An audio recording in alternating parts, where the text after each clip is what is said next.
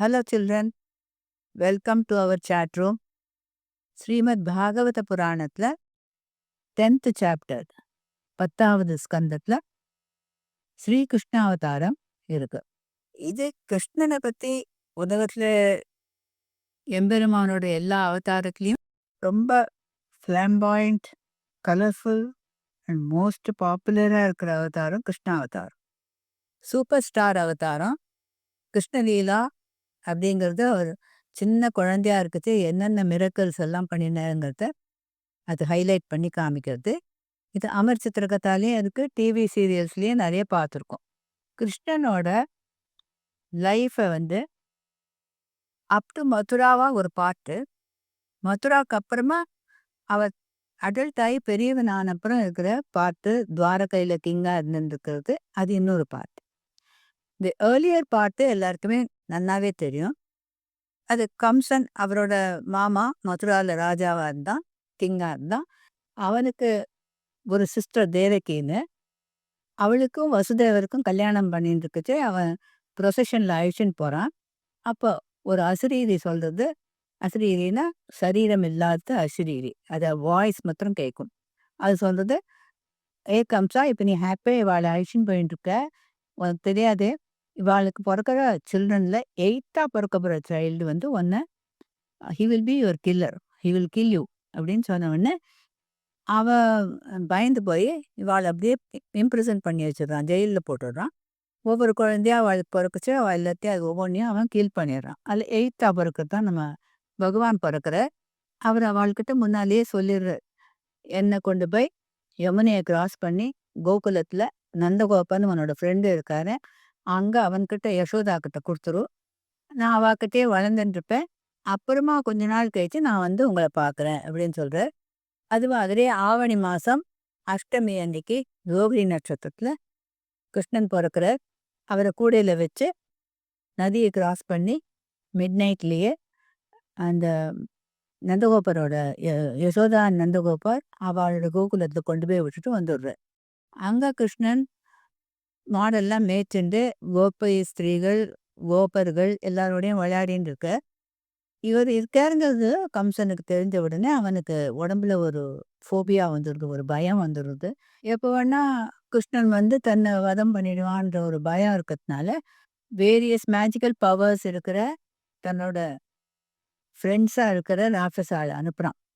அவள் ஒவ்வொருத்தராக வரா. முதல்ல போத்தனை வரா, அப்புறம் ஹிரண்யாட்சனோட பிள்ளை ஒக்கஜன்றவன், அவனுக்கு உடம்பே கிடையாது, அவன் வந்து அப்படியே வந்து அவரை தூக்கின்னு போயிடுறான். அப்புறம் அவர் அவனை வதம் பண்ணுறார்.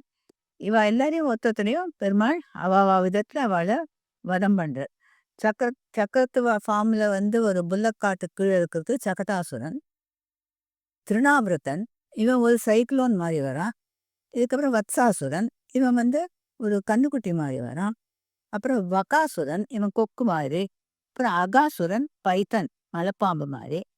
அப்புறம் ரேணுகாசுரன் அது ஒரு கழுத ஃபார்மில் வரான்.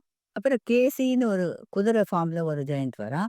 இது மாதிரி ஒவ்வொருத்தராக வந்தால் எல்லாரையுமே இவர் கீல் பண்ணிட்டாருங்கிறதுனால கம்சன் வந்து என்ன பண்ணுறான், பொறுக்க முடியாமல் பலராமனையும் கிருஷ்ணனையும் இன்வைட் பண்ணுறான். அக்ரூரர்னு ஒருத்தர் இருக்கார், அவனோட மினிஸ்டர், அவர் வழியாக அனுப்பிச்சு இங்கே வந்து ஒரு பெரிய ரெஸ்லிங் மேட்ச்லாம் நடக்க போது அதை பார்க்கறதுக்கு வர சொல்லு அப்படின்னு இன்வைட் பண்ணுறான். இப்போ கோகுலத்துலேருந்து பால், தயிர், வெண்ணெய் எல்லாம் எப்போவுமே மதுராவுக்கு போகும், பேலஸ்க்கு கொண்டு போய் கொடுக்கறதுக்கு நந்தகோபன் போவார். இப்போ அந்த மல்யுத்தத்தை பார்க்கறதுக்காக பலராமனும் கிருஷ்ணனும் அக்ரூரரோட போகிறா. அங்கே போனால் மல்யுத்தம் பார்க்கறதுக்காக கூப்பிடல, அந்த மல்யுத்தக்காரா இவா 2 பேரோடையுமே ரெஸ்லிங் பண்ண ஆரம்பிக்கிறா. ஆனால் அவளெல்லாம் தூக்கி போட்டு வதம் பண்ணிடுறா பலராமனும் கிருஷ்ணனும். அப்புறம் கம்சனையும் வதம் பண்ணுறா. அப்புறம் ஜெயிலில் இருக்கிற தன்னோட அப்பா அம்மா தேவகியன் வசுதேவர் ஜெயிலில் இருந்தார் பற்றியா, அவளை அங்கேருந்து ஃப்ரீ பண்ணி விட்டுற, ரிலீஸ் பண்ணிடுற. இதுக்கப்புறம் இவர் மதுராவோ கோகுலமோ வருத்தில்லை. இவரும் பலராமனும் சந்தீபனி முனிவரோட ஆசிரமத்துக்கு போய் அங்கே ப்ராப்பராக ஸ்கூலிங் குருகுலம் இருந்து எல்லா சாஸ்திரங்கள், எல்லா யுத்தம் பண்ணுற அந்த சாஸ்திரங்கள் எல்லாத்தையுமே கற்றுக்கிறார். இவரோட படித்தவர் தான் குச்சேலர். ரொம்ப ஏழையான குச்சேலர் இவருக்கு ரொம்ப ஃப்ரெண்டு. இதுக்கப்புறம் இவ தன்னோட பீப்பிள் எல்லாத்தையும் அழைச்சிட்டு போய் வெஸ்டர்ன் சைட்ல துவாரகா அத கேபிட்டலா வச்சிருந்து தன்னோட கிங்டம எஸ்டாப்ளிஷ் பண்ணிக்கிறாரு. அது ஒரு ஐலண்ட். அது சுத்தி சமுத்திரம் இருக்கு. குஜராத்ல இருக்கு. இப்போ அது ஒரு பெரிய இம்பார்ட்டன்ட் பில்கிரிமேஜ் சென்டர். கிருஷ்ணனுக்கு 2 பெரிய எனிமீஸ் இருந்தா, அவரோட ராஜ்யத்துக்கு. ஒண்ணு ஜராசந்தன். இவன் எங்கேயாவது ஒரு 17 டைம்ஸ் வந்து கிருஷ்ணன் மேல அட்டாக் பண்ணி சண்டை போடுறான். கால்யவனன்னு அவனுக்கு ஒரு ஃப்ரெண்டு. அவனுக்கும் கிருஷ்ணனை கண்டா பிடிக்காது. ஸோ கிருஷ்ணர் தன்னோட கிங்டம்ல இருக்கிறவாள பீப்பிள எல்லாம் காப்பாத்தி குடுக்கணுங்கிறதுனால, அவன்கிட்டேருந்து அவ 2 பேர்கிட்டேருந்தும் தூரக்க போய் ஒரு செக்யூர் பிளேஸ்ல தன்னோட கிங்டம எஸ்டாப்ளிஷ் பண்ணியிருக்காரு அவர். ஒரு நாளைக்கு என்ன ஆகுது, கால்யவனன் கிருஷ்ணன் இப்படி வெளியில துவாரகையிலேருந்து வெளியில வந்திருக்கிற சமயத்துல பார்த்துடுறான். உடனே அவன் இவர தொரத்திண்டே வரான். "ஏய்! இங்க வந்து துவாரகையில ஒளிஞ்சுன்னு இருக்கியா இப்போ? என் ஃப்ரெண்டு ஜராசந்தன் கிட்டேருந்து பயந்துண்டு ஒளிஞ்சுன்னு இருக்க. நான் இப்பவே உன்னை வந்து அடிச்சு கொன்னுட்டு அவனுக்கு நல்ல அந்த நியூஸ குடுக்குறேன்." அப்படின்ட்டு தொரத்திண்டே வரான். நமக்கு தான் தெரியுமே, எம்பெருமானுக்கு மனசுல எத்தனையோ பிளான்ஸ் வச்சிருப்பாருன்னு. அவனுக்கு எதிர்த்தாப்புல நின்னுண்டு ஃபைட் பண்ணாம, ஒளிஞ்சு ஒளிஞ்சு ஹைட் பண்ணி ஃபாரஸ்ட் வழியா வந்து ஒரு பெரிய ஒரு கேவ் குகை இருக்கு. அதுக்குள்ள போய் உள்ள அந்த குகைக்குள்ள ரொம்ப லைட் இல்ல. அங்க போய் அவர் ஹைட் பண்ணிக்கிறாரு. அப்ப அந்த காளியவண்ணன் என்ன பண்றான், தொரத்திண்டே வந்தவன் அந்த குகைக்குள்ளேயே வந்துடுறான். வந்து அந்த இருட்டுல தேடுறான். "ஏய்! சண்டை போட பயந்துண்டு ஓடி வந்திருக்கியா? ரணச்சோர். ரணுன்னா பேட்டில் ஃபீல்ட். சோர்னா அங்கேருந்து ஓடி போயிட்ட. எங்க இருக்க நீ? வெளியில வா!" அப்படின்னு கத்துறான். கத்திண்டே அவன் நடக்கச்சு, ஒருத்த யாரோ அங்க போத்திண்டு தூங்கின்னு இருக்கா. அந்த ஃபிகர் தான் கிருஷ்ணன் தன்னகிட்டேருந்து ஓடி வந்து இப்படி தூங்குற மாரி ஒரு பிரிட்டெண்ட் பண்றானாக்கும் அப்படின்ட்டு, காலால ஓங்கி ஒரு கிக் பண்றான். ஓங்கி ஒண்ணு குடுக்குறான். அதுல மேல நிக்கிறான். நின்னா, அப்ப அதுலேருந்து வெளியில யார் வந்தா?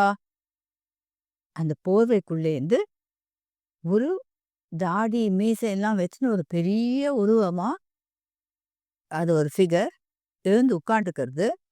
உட்கார்ந்தப்புறம் தன் கண்ணால திறந்து இப்படி கண்ண திறந்து பார்க்கறது.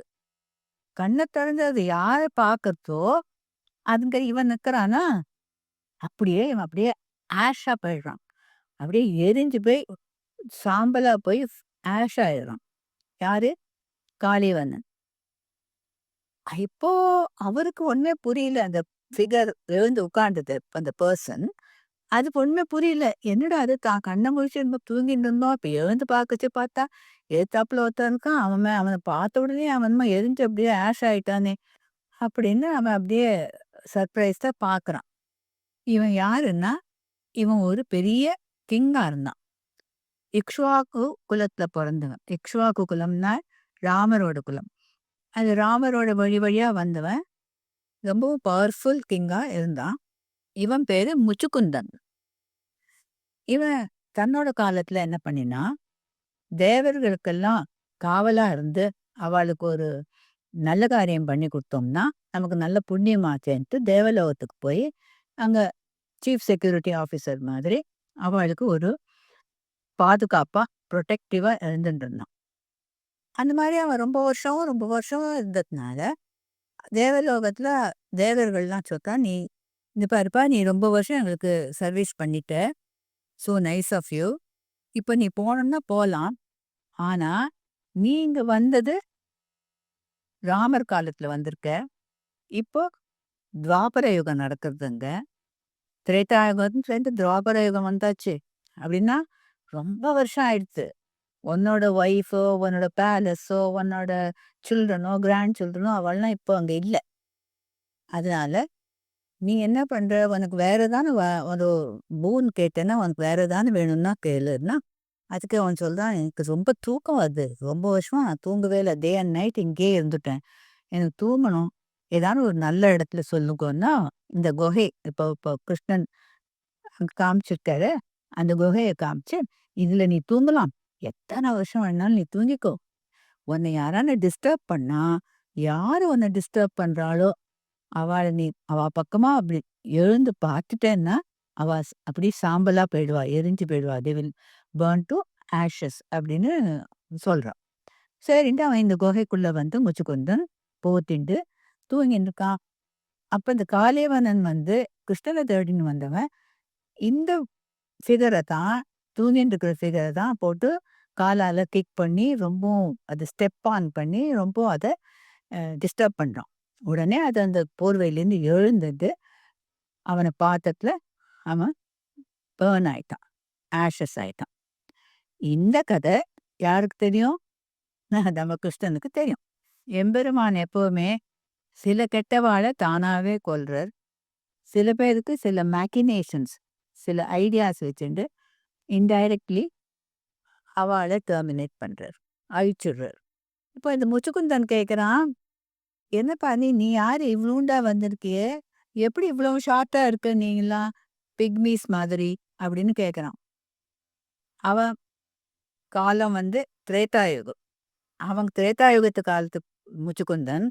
அவன் 12 ஃபீட் இருக்கான். ராமர் இல்லாம 12 ஃபீட் இருந்தாருன்னு தான் நம்ம படிக்கிறோம். இப்போ அதுக்கப்புறம் கிருஷ்ணன் காலத்துல கிருஷ்ணன் 8 ஃபீட் இருந்திருக்கான். நம்ம காலத்துல 6 ஃபீட் தான் டால்ன்னு சொல்ற மாதிரி இருக்கு. இதுக்கப்புறம் ருக்மணி கல்யாணம். அது எல்லாருக்குமே தெரிஞ்சிருக்கும் அந்த ஸ்டோரி. இதுக்கப்புறம் அடுத்த வீடியோல கன்டின்யூ பண்ணலாம்.